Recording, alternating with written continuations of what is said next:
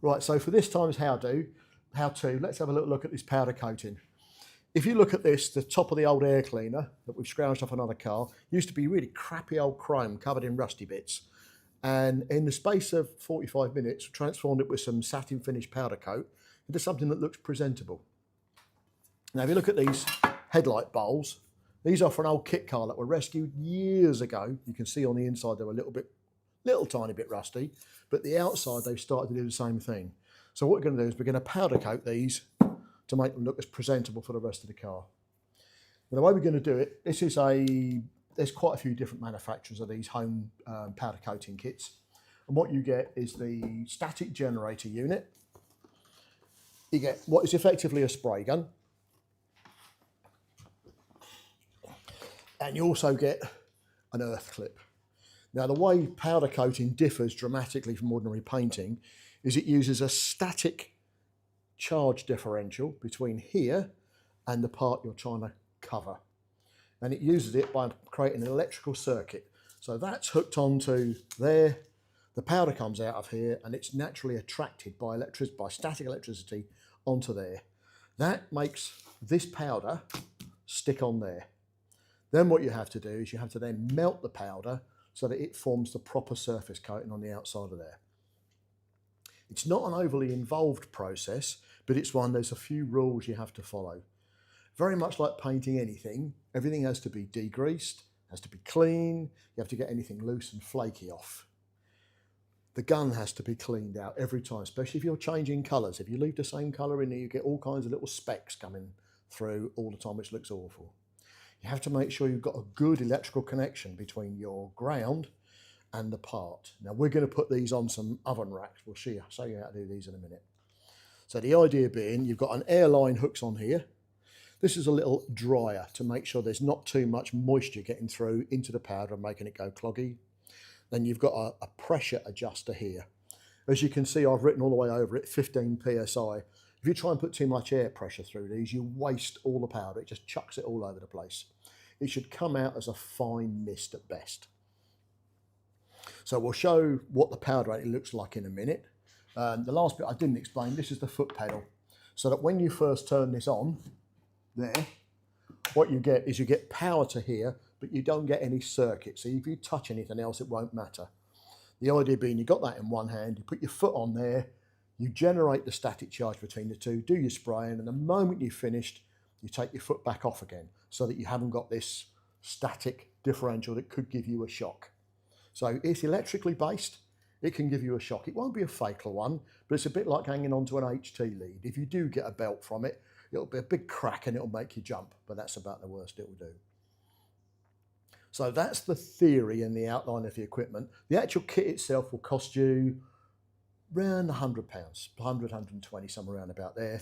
And these bags of powder are available from different suppliers at different costs in a huge range of colours. If you buy them from commercial suppliers, it comes in, I think it's a 10 kilo box. You're never going to get through that much in a lifetime. But these little packets for about 5 or 6 quid each, they're the right way of doing it.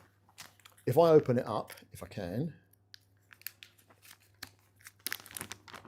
and show you, it's a clear plastic bag, and it's a very, very fine black powder. Sticks to your hands, goes bloody everywhere. But the important part is when you're spraying it, there's no fume because there's no solvent involved. It's just a dry dust. So all it does is it leaves dust on the floor, which you can sweep up afterwards. Okay, so that's the basic outline. We'll then start doing some nuts and bolts, get these on there and actually show you how it actually works. We're all set up and ready to go. We've got the airline connected, got the power pack turned on, got our earth clamp on this metal tray. That tray's resting on that tray. They're both metal stuck on there. You won't be able to see the foot pedal, but the idea being, as I hit the foot pedal, it introduces the charge, and then I can slowly, slowly dust the paint over the top of them. And I can come around here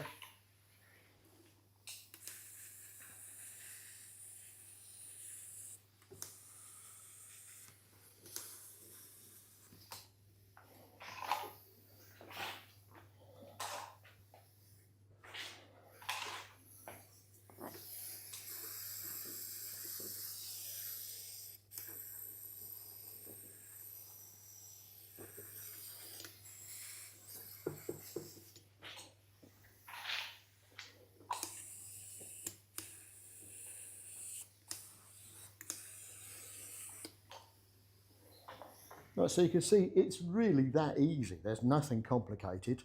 And each time you take your foot off the pedal, it breaks the charge circuit, so there's less danger of doing anything.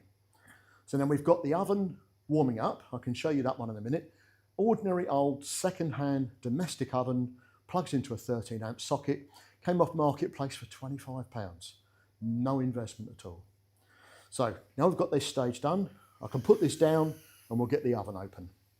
Okay, so it's cooking time. You can see we've just put the powder on a metal rack, so it's attracted to it. Here's our oven, good old-fashioned Zanussi, 25 quid off Marketplace, no money. So what we need to do is switch it on to main oven on 180 degrees for 10 minutes.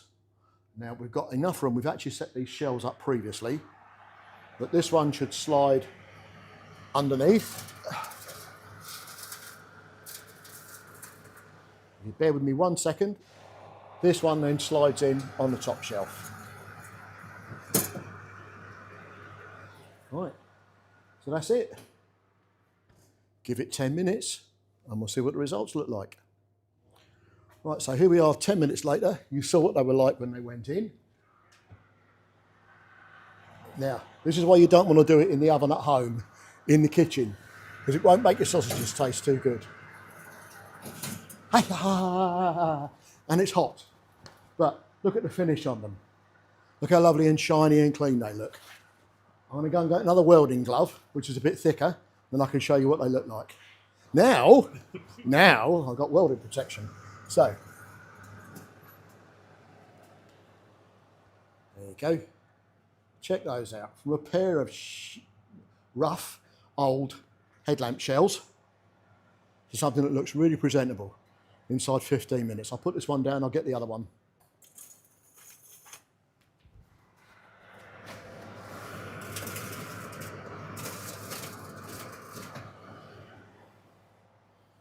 There we go.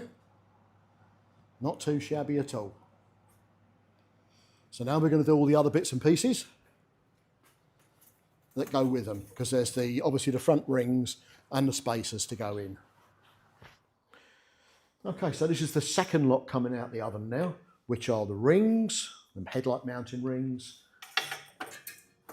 which have both come out really nicely.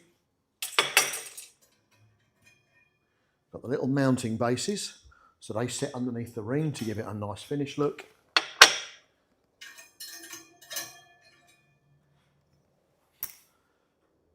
And the last one that's in here, made a new thermostat housing, because the old one was rotten, and I don't need to run a thermostat anyway for what I'm going to be doing with it. There's a piece of 15mm thick aluminium, a piece of tube machined, and some of my son's lovely aluminium TIG welding around the outside. He's bloody good at this stuff, he really is. So anyway, new thermostat housing as well. So hopefully that's inspired you to think, well, I don't have to pay everybody else to do this all the time. I can have a bit of a go, and I can do some powder coating at home with a Facebook Marketplace oven, a little powder coating kit, and a bit of time. So have a go.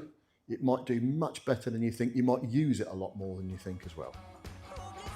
Thanks again, Chris. That was brilliant as usual, and we definitely learned a lot. Folks, if you found this video interesting, I think you will love our Avon Rescue series, and you can find the complete playlist right up here.